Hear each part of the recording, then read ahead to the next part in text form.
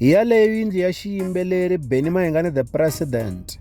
Nte loko ni karhi ni hundza hi patu ra ka Maphalule ivi ni languta eximatsini tanihiloko va vurile leswaku ri loko hi karhi hi ya Joni hi languta eka voko ra ximatsi hi nge se fika eka Maphalule hi ta vona yindlu ya murhangaphandha Benny Mayengani the President. Sente loko ni karhi ni hundza ni vona yindlu ya swithedzi swinharhu.